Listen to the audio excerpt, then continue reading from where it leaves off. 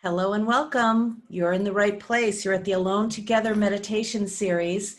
My name is Sarah McLean, and I'm really happy that you're here. Whether this is your very first time with us or you've been coming every day for something like 5 weeks, I just really can't believe what we've all gotten ourselves into.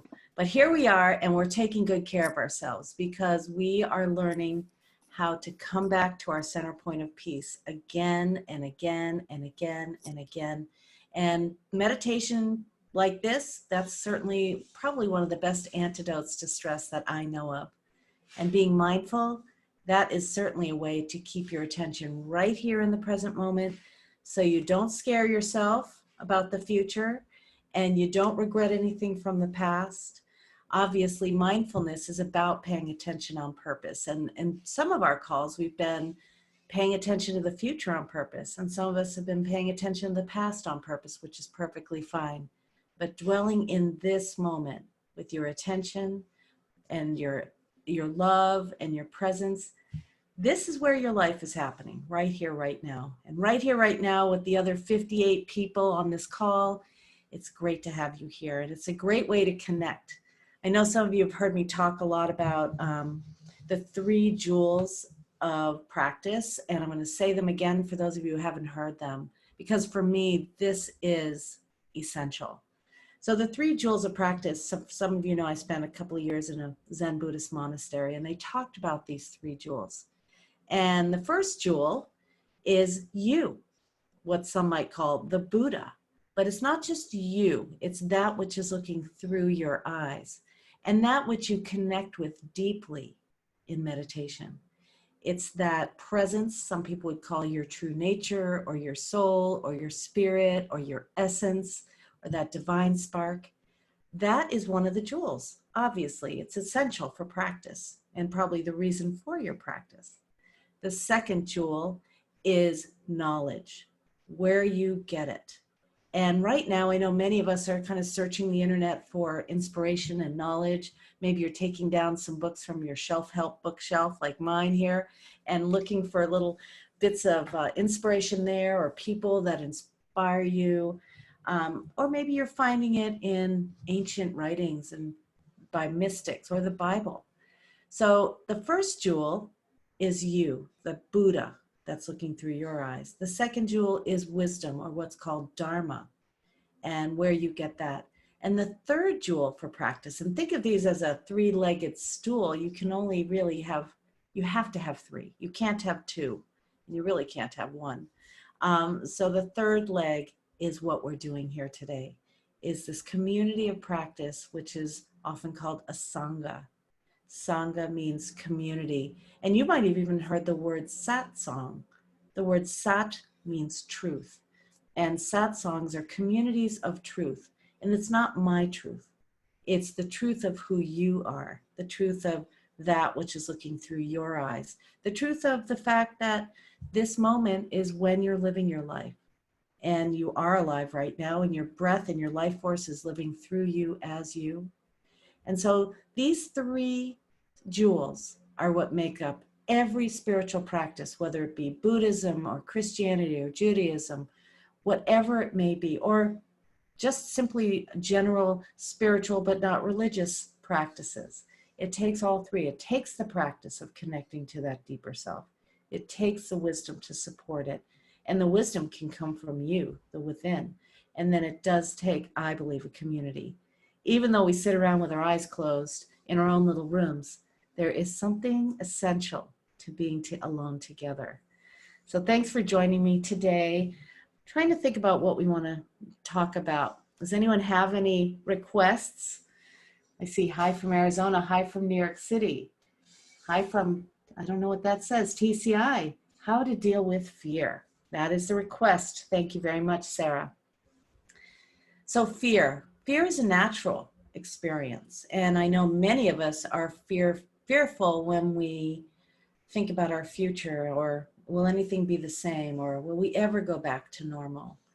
And so that can conjure up fear. It can also be conjured up by something you hear about or read about or watch on television. It can be conjured up by something you're thinking about or replaying in your mind. So fear is a natural response to a threat. It's something your body has been wired for probably millennium, not your body, but the human body. And it's really, we have a fear center in the brain. And you all know we talk about it quite a bit. It's called the amygdala. The amygdala is a part of your brain that is constantly scanning the environment for threats to your survival, constantly scanning your mind for threatening thoughts about your survival. The amygdala is a one-trick pony that all it's designed to do is save your life. The amygdala is a part of the brain that activates, let's say, when you've heard these heroic stories about people lifting cars off of people, or running into burning buildings to save a family's dog, or to step into a line of fire to protect a group of children. The amygdala is the part of the brain that is designed to save your life, and it will fight, it will flee, and sometimes it will have you freeze or faint. The amygdala is a one-trick pony that doesn't have a lot of intelligence, let's put it that way. It's not rational. It doesn't say, well, should I go into this? Should I be afraid or not? It is just doing one thing at a time, which is preparing you to save your own life. So let's say you're watching a scary movie, or you think about your future and you get scared, or you replay a past experience and you scare yourself. What happens is the amygdala, which is constantly searching what your attention's going on, and we talked about this yesterday, where your attention is, it goes, uh-oh, better activate some hormones here. Better send out that ocean of hormones that is going to help this person survive. And what are these hormones that are activated? They're adrenaline, to pump up your senses, to have you have a lot of energy instantly. They are cortisol, which is it's the anti-inflammatory hormone, which is also the stress marker hormone. So people are checking to see how you're doing. Quite often it's that cortisol that they're looking for in terms of your stress response. So increases adrenaline, increases cortisol, it decreases insulin and increases your glucagon. So what that means is your body then can uptake sugar more quickly to fight or flee. What else does that little amygdala do? I don't know exactly what it does. It's the HPA axis, but I do know the effect of it. It has all of your platelets start to clot. Why would that happen? So that if you do get injured or fight or flee, you don't bleed to death. So here you are, maybe watching a scary movie, and all of a sudden your adrenaline goes up, you start to have your platelets clot, your blood sugar changes, and what else happens? You start to sweat. Why? Because your body wants to keep you cool in case you have to run or fight for a particular period of time. Also, what happens as your senses sharpen, you start to be able to scan the environment like a periscope, really, looking for the enemy. And at this point, once that amygdala is fired, just about everybody's the enemy. What else starts to happen? Your blood pressure goes up. There's pressure on your cardiovascular system, and your breath starts to change. And instead of becoming long and slow and deep, you might even find yourself going, and that instantly sends the signal to your body that it's time to fight or flee. Think about if you're driving along, not that many of us are doing that these days, and a car pulls out in front of you on the highway and you think you're about to get hit, your body responds as if there's a threat. But it also responds as if it's a threat if you've got too much on your to-do list or if you're uncertain about the future. So like I say, that amygdala is a one-trick pony. And so there's a part of your brain that we have been working on for the last 5 weeks, which is designed to kind of have peace talks with the amygdala. And that part of the brain is what I call the CEO, the executive functioning of the brain. It's your prefrontal cortex. It's the neocortex, the newer part of the brain. A cortex is a sheath that covers some of the reptilian brain, the older part of the brain. And then the neocortex is what's, humans, modern day humans have. And yet it needs to take charge over the amygdala. And it's the rationale that says, honey, that's not a snake, that's a rope. Not everybody on the highway is here to kill you, or that's just a horror film and everybody on there is actors. It's not really happening. That's the executive function of the brain. But sometimes the amygdala doesn't listen. So with meditation, with mindfulness, this is one of the places in the brain that changes with the practice. Because what happens as you sit through your meditation, the nervous system settles down. You immediately start to counterbalance the fight or flight physiology as the breath rate returns to its natural rhythm and depth. The platelets start becoming a little less sticky. You stop sweating. Your blood pressure goes down. Your cortisol levels go down. Your circulation patterns go back to normal. Oh, and by the way, when you're stressed out, all the blood in your sex organs and in your digestive system moves up into your heart and lungs, so that when the blood pressure goes up, all the blood can get shunted into your arms and legs so you can run or flee. But that puts a real challenge on the elimination, on the digestion, and on procreation if you're someone who wants to get pregnant. So as you sit in meditation, as the mind and the body settle down and everything starts to go back to the rest and digest response or rest and restore response, you start to meditate, and the amygdala wants to probably get involved in the meditation. And I know you've had this experience where you thought, I think I have something else I should be doing. Or this isn't working, I'm going to stop now. Or what is that noise? Maybe I better check on that. The amygdala is trying to get you to stop meditating. I don't know if you've noticed, but it loves to interrupt a good meditation. So what your job is in meditation, and this is where I always say thoughts are okay because the amygdala is going to generate some. You say, thank you for sharing. I'm going back to my meditation. So if you keep doing that and you don't literally speak out loud to your amygdala, but basically you have that attitude. And if you keep doing that over and over in the meditation, eventually the amygdala loses its dominance. The fear-based center loses its dominance. It's not that you're not going to have an amygdala.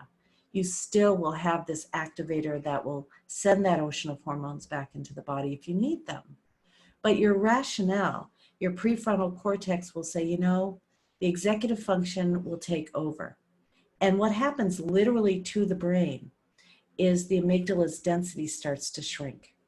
It starts to shrink, whereas the more executive functioning of the brain starts to increase its density. This is one of the groundbreaking studies that Sarah Lazar out of the Harvard University found out, is with 6 to 8 weeks of mindfulness, actually it's 8 weeks of mindfulness and meditation training, there are measurable differences in the density of the amygdala, in the density of the neocortex, the executive functioning, and surprisingly in 2 other parts of the brain. The insula, which is the part of the brain that controls your emotional response.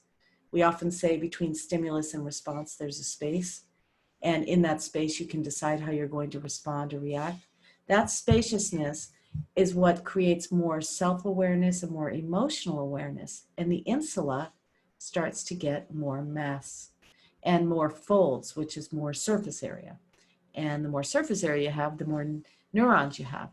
And so that starts to increase. So you become more aware of yourself emotionally and other people emotionally. And then one other part changes. We've talked about this a little bit. It's the hippocampus. The hippocampus is what is responsible for remembering why you walked into a room, or where you put your keys, or what someone's name is after they've introduced themselves to you. That's the hippocampus. But guess what happens to that part of your brain? When you're fearful, and when that cortisol is activated on an ongoing basis, it starts to attack the hippocampus, which is why as we get older, we lose our short-term memory. You can remember your telephone number from first grade, but you can't remember why you walked into a room, or where you put your keys, or what was on your shopping list. So with meditation, fortunately, cortisol levels go down and a good way, you're not cortisol deplete. And then the hippocampus gets denser. So isn't that nice to know? So you can increase your ability to learn and remember someone's name when they introduce themselves to you. Anyway, so what is the antidote to fear? So with the mind traveling into the future and into the world of uncertainty, I mean, it's just an ever-changing landscape here. You can scare the daylights out of yourself. And Louise Hay, you know, she started Hay House and was a brilliant woman who talked a lot about affirmation. She said, do not scare yourself. Do not scare your mind. Do not scare yourself. There's no reason for it. It's okay to be prepared, but then you have to come back to living your life. It's okay to have enough toilet paper and enough paper towels and candles if you need them, and enough canned goods, enough frozen goods. It's okay to have what you need and to be prepared. But living in a state of worry or anxiety or fear is not sustainable. It's not good for your immune system. And it's important for you then to become aware of where you're putting your attention and bringing it back to this moment. And that's where mindfulness comes in. So we're going to do a mindfulness meditation today.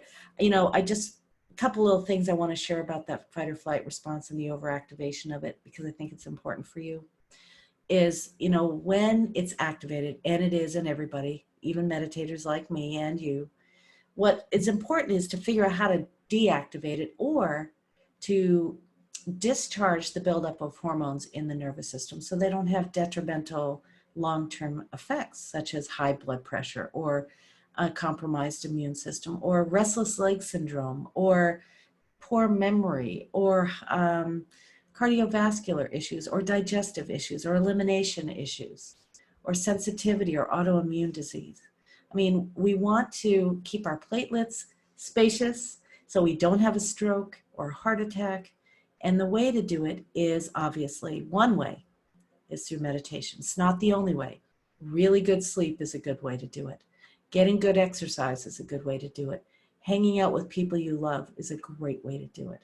And really noticing what you're ingesting energetically and attentionally. You know, don't scare yourself. Notice the body's response, which is what we're going to do now. And lastly, chronic conditions, yeah, they can be turned around with mindfulness, and your immune system can be turned around with mindfulness. And bringing your attention back to this moment where actually everything is okay is mindfulness. So think about that right now for a moment. We've all been scared probably through this. I know I have. Sometimes I scare myself with what's going on, you know, what's really going on here. And I can get down a rabbit hole with fear, but then I'll notice my body is like, I have my heavy chest or my tummy hurts, or I feel like I can't breathe. And I know you've had this too. Maybe you get that way by watching the news. I have to be in charge of my attention, and I have to be able to meet my mind and address the way I'm paying attention so I can let the nervous system settle. So shaking off the stress is one good way. Meditating is a great way. And being mindful, bringing your attention back to this moment. Is everything okay in this moment? So ask yourself that question right now. Is everything okay in this moment? Are you alive? Are you breathing?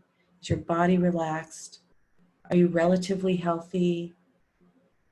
Are you okay in this moment? You know, I've asked that question of people having heart attacks, of people being in a car accident, of people who have just lost a loved one. Say, are you okay in this moment? And I've got to say, maybe it's not true for you, but I always seem to get the answer, yes. Now, how can that be? Because in this moment, we all know how to survive. We all know how to meet this moment. We all know that everything is okay in this moment, even in the worst of situations. Now, we've learned a little bit, and I'll talk about it after the meditation, of how you can use your attention if it's unbearable. We'll talk about it after our practice. Okay, I think I have talked enough. So thank you for joining me, and let's take a moment now to get comfortable as we're going to move into a meditation practice. I'm going to ask that you sit comfortably, and as our morning meditation gal Susie says, get cozy and find that comfortable spot in your chair or wherever you're seated, ideally upright. And you can put your hands on your lap. You can put your feet on the floor or sit cross-legged. There's no particular posture you should maintain other than a comfortable one where you feel pretty solid. I'd have to say pretty solid. And you can keep your eyes closed, or if you prefer, you can cap them, which means gazing softly to the floor. And if you need to open your eyes or move around throughout the meditation, it's perfectly fine. You can do that mindfully. Mindfulness means paying attention to what you're doing while you're doing it with a loving awareness. So we'll begin with mindfulness.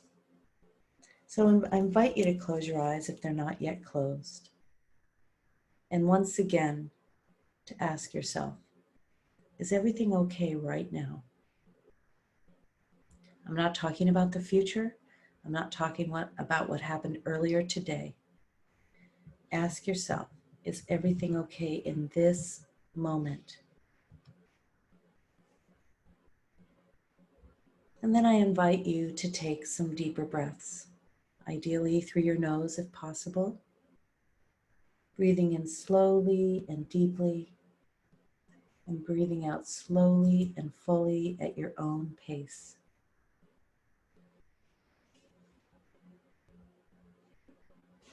This sends a signal to your body that it's time to relax, that everything is okay right now. 3 long, slow, deep breaths.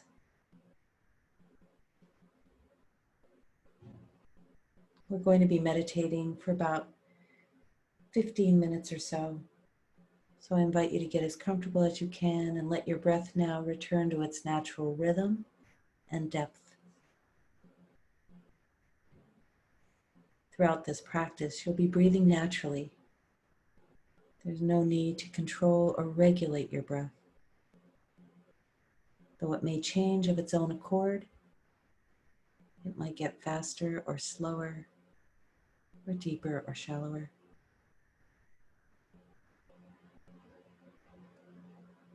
Let's take a moment now to practice welcoming everything and resisting nothing.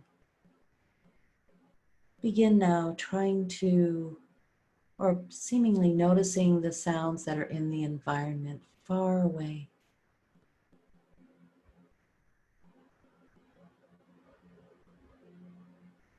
And perhaps sounds that are in your environment a little closer to you.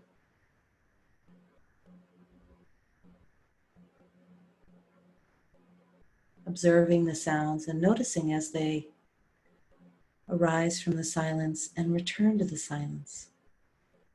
It's like the sound of my voice.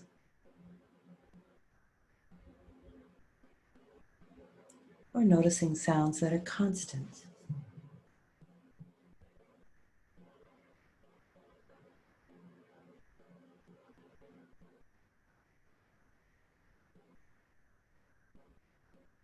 Welcoming every sound and noticing the sounds of the sounds rather than the source of the sounds.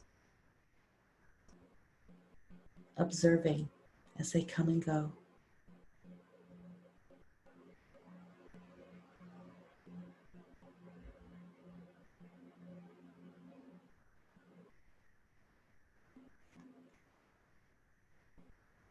And we'll use that same gentle observational quality of attention to notice the sensations that are in the body. Again, noticing sensations without necessarily coming up with a reason for them. Simply noticing the sensation of sensations such as warmth or coolness, lightness or heaviness, dryness or dampness, sharpness or dullness. And we'll begin with curiosity, noticing the sensations in the forehead, and your scalp. Becoming intimate with sensation. As you notice your eyes and your eyelids.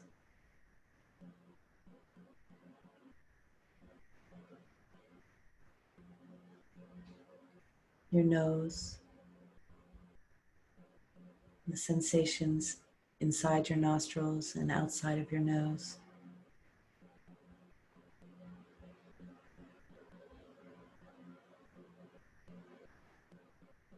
Your cheeks.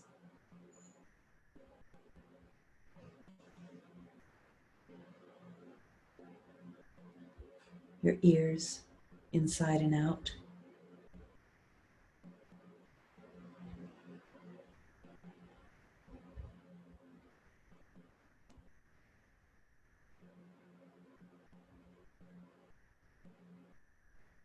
Your mouth, inside and out.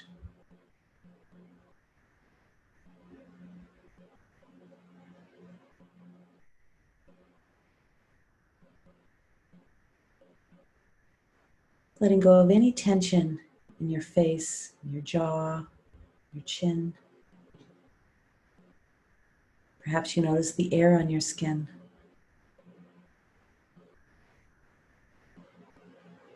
You can tuck your chin just a little bit as you notice what movement feels like as your neck lengthens slightly.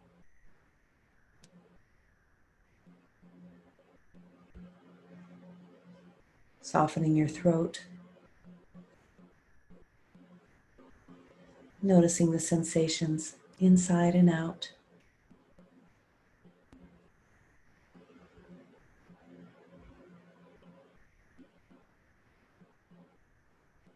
Whenever you notice that your attention wanders, simply come back to your body, the sensations you're feeling.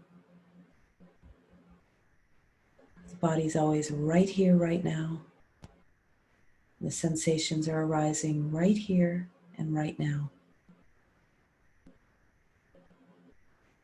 Begin now to notice your shoulders, the arms as they hang comfortably from your shoulders. Perhaps you feel the heaviness of them, or where they rest on your lap.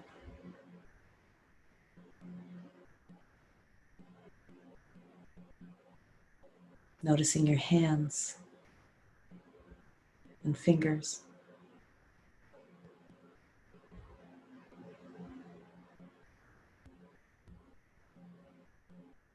Throughout this practice, we're going to be kind to ourselves. If you notice you're wishing things were different or you don't like a particular part of your body, let that go and tune into sensations only. Even imagining that your attention is like a beam of love. As you now bring your attention to your back,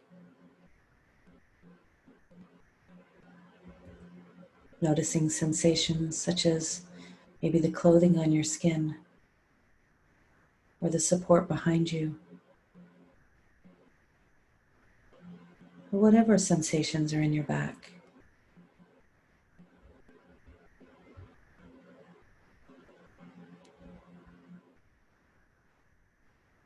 Feeling your spine from your tailbone to the base of your skull.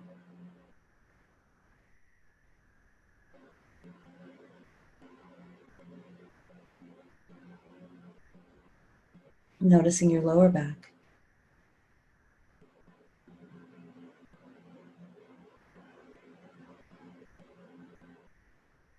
Your mid back.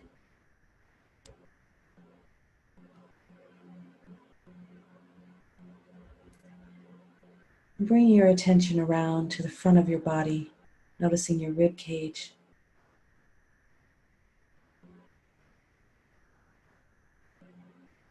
Noticing the sensations in your chest, in your breasts, your ribs.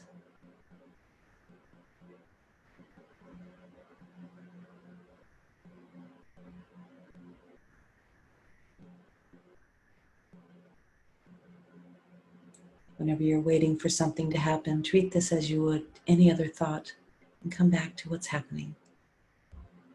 As you turn your attention now to your interior, noticing your lungs perhaps, or your heart as it beats inside your chest.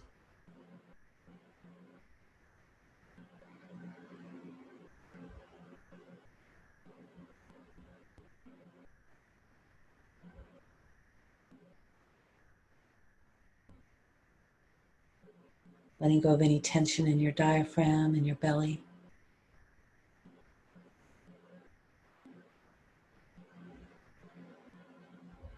Tuning into sensations in your belly.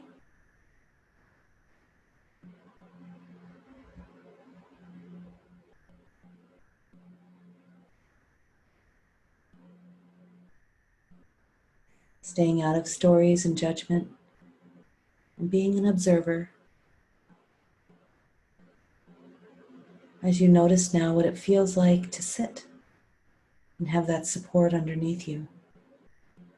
As you let your hips, your hip joints, and your pelvis be supported completely.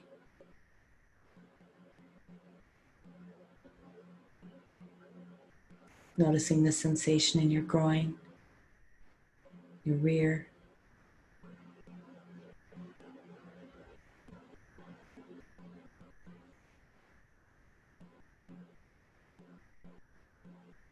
And noticing the backs of your thighs, if they're being supported by the chair or wherever you're sitting.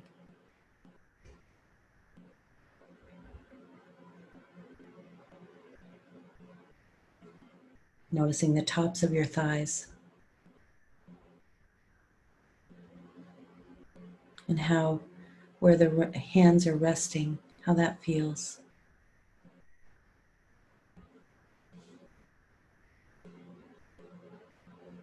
Noticing your knees.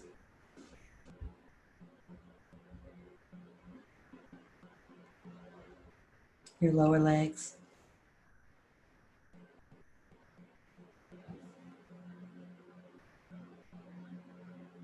Noticing where your feet might be touching the floor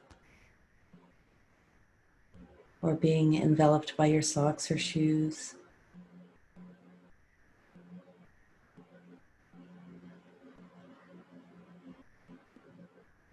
Noticing your toes.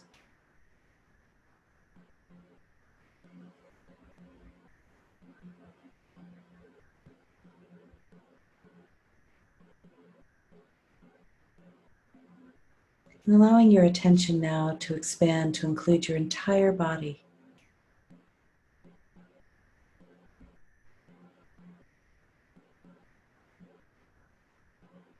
Your beautiful, lively, healthy body.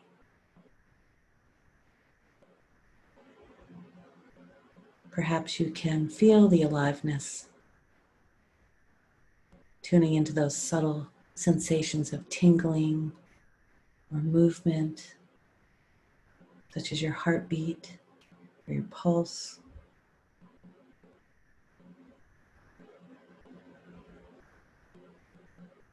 Noticing the breath and the effects of it as it moves in and out of your lungs.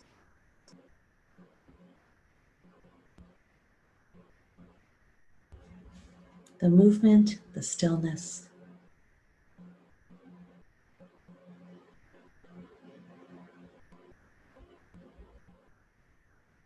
Tuning in now to the breath.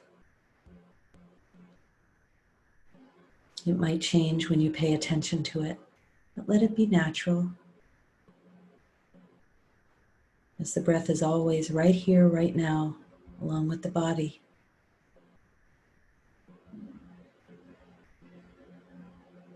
Noticing the inhale and the exhale.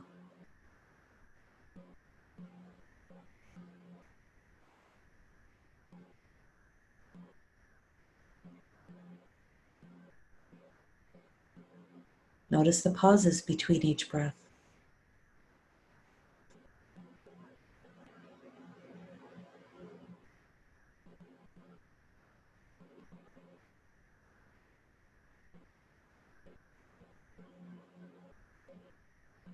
There's no need to control or regulate your breathing.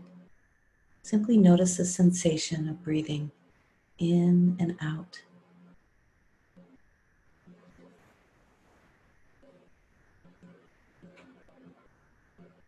You can even silently say to yourself, in on the inhale and out on the exhale.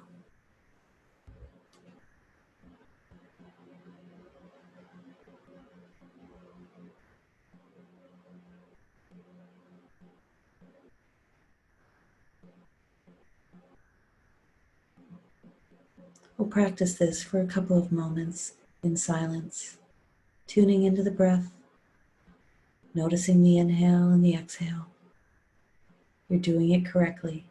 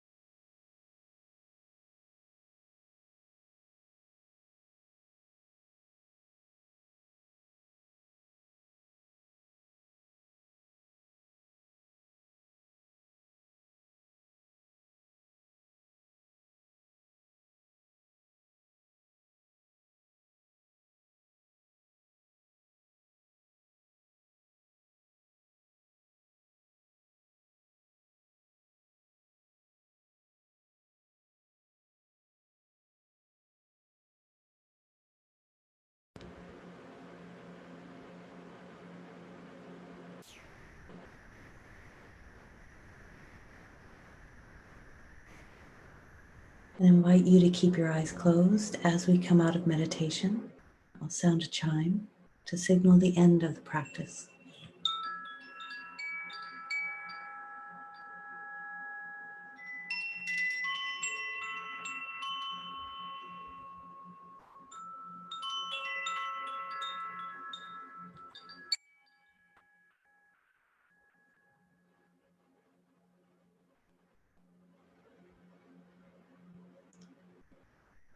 It's always important to come out of meditation slowly, even if you don't think you went very deep.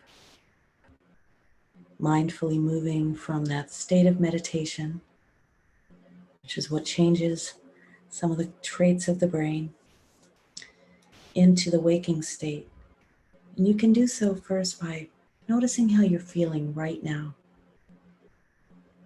Perhaps asking yourself the question, am I okay right now?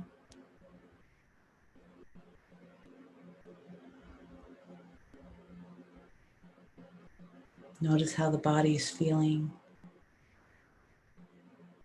Before you open your eyes, you can even tune into the space around you, noticing the sounds once again, or stretching into the space, wiggling your fingers and toes, deepening your breath.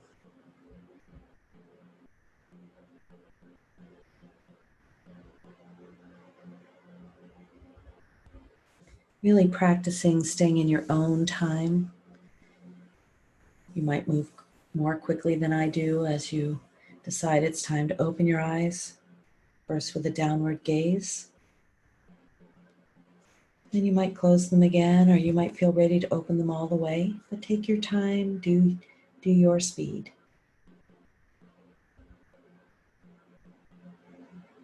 There is no rush.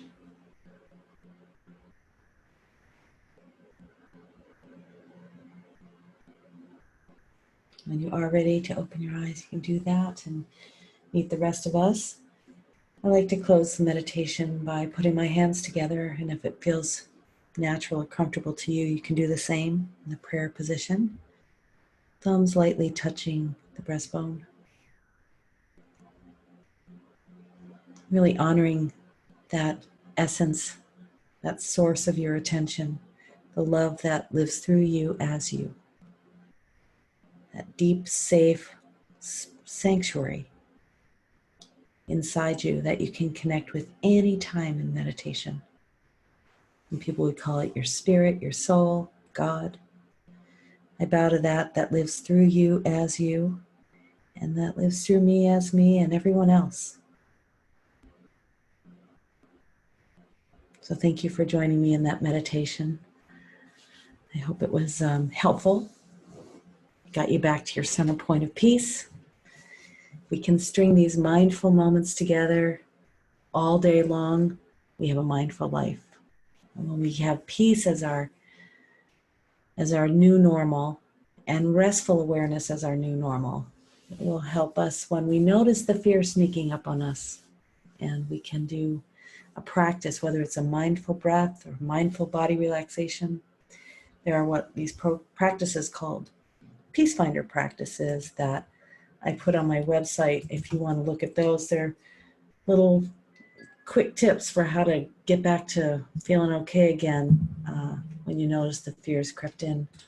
And it's called a Peacefinder Practice, and no one has to know you're doing them. You can do them anywhere, even on a Zoom call. And so I'll put the link in here and find it right now for you. But would anyone like to share how you're doing, how that meditation went for you?